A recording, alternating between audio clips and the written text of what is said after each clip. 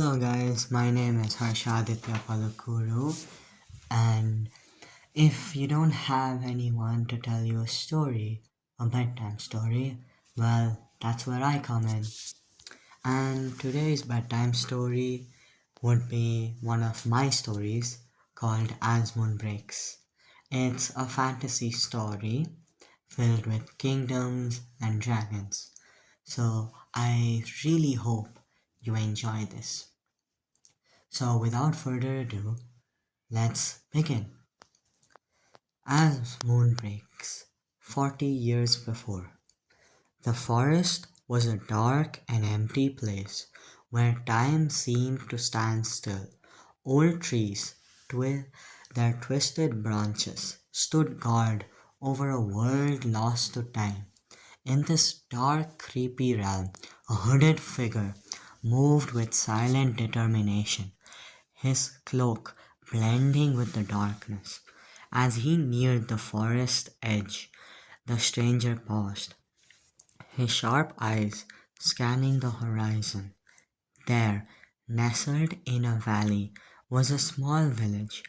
The village seemed to slumber peacefully, unaware of the hooded man about to enter.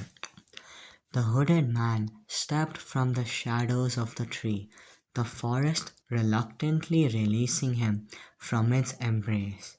His footsteps were measured and purposeful as he made his way down the winding path that led to the village. Each step brings him closer to the village. The village was a picture of calmness. Children played in fading light. Farmers returned from their fields, their faces matching the honest work they did.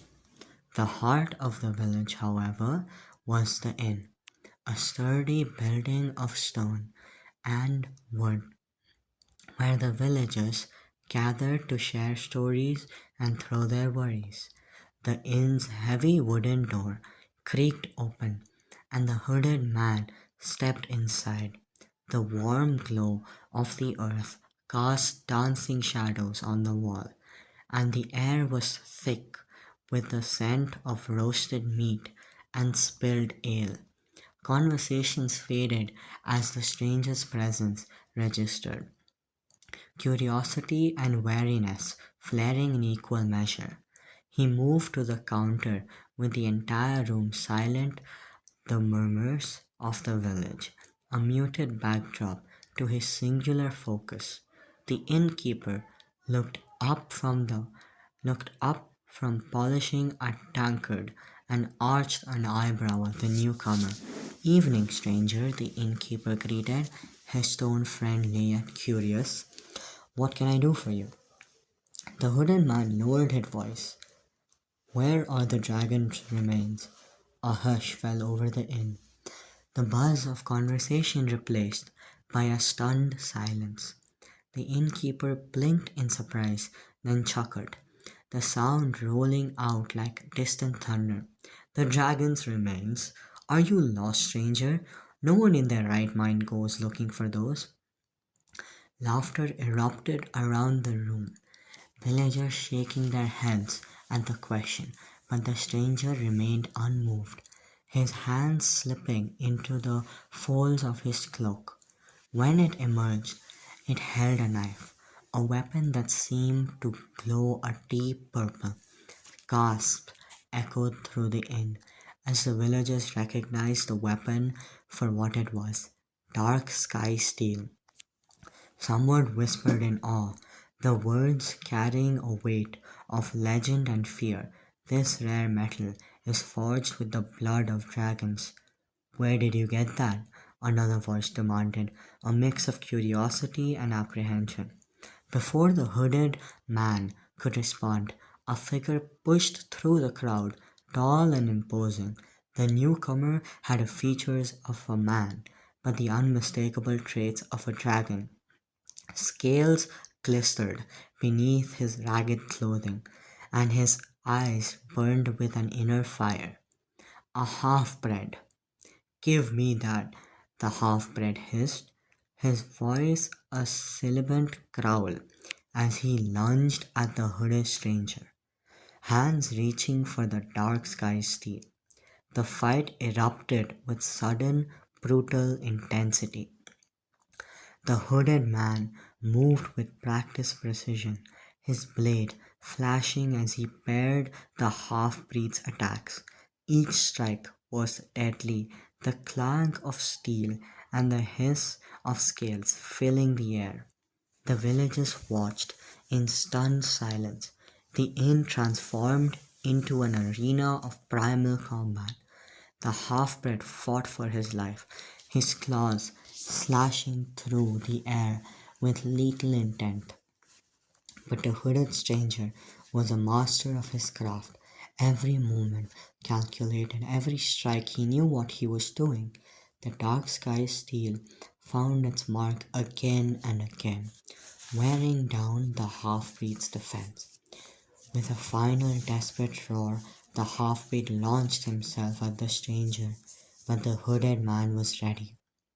In one fluid motion, he sidestepped the attack and drove the blade deep into the half-breed's chest. The roar turned into a gurgle, then silence as the half-breed crumbled to the floor, lifeless.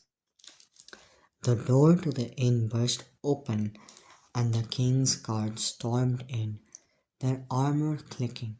The hooded man offered no resistance as they seized him, binding his hands with iron shackles. The villagers watched in a mixture of awe and fear as the stranger was led away, his fate now in the hands of the kingdom. The journey to the capital was long and arduous. The hooded man was flanked by guards at every step. The kingdom's imposing walls loomed ever larger as they approached, a testament to human ingenuity and power. Inside, the corridors echoed with history, every stone whispering tales of glory and betrayal. Finally, they reached the throne room, a grand chamber filled with opulence and authority. At this heart sat the king, a figure of regal bearing and stern continuance. Beside him stood the prince, his eyes keen with curiosity and suspicion. The hooded man was forced to his knees, the weight of his journey and the uncertainty of his fate pressing down on him. The king's gaze bore into him, seeking the truth behind the enigma. "Who are you, and what do you seek?" the king demanded, his voice a thunderous command. The stranger met the king's gaze, his own eyes shadowed by the hood. "I seek the remains of an old dragon," he replied, his voice steady, "for reasons that are my own." The prince leaned forward, his interest piqued. "And the knife? Where did you come by such weapon?" "It was a gift," the hooded man said, "from someone who understood its purpose." The king's frown deepened. "We shall see," he said, monitoring for the guards to take the prisoner away.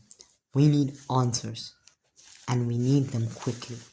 In the council chamber, the king's advisers gathered, their faces etched with concern. The room was filled an air of urgency, the gravity of the situation clear to all. "What do we know of this stranger?" the king asked, his voice grave. "He seeks the remain of an old dragon, and we must determine his intent." One of the advisers, an elder with a long white beard, stepped forward.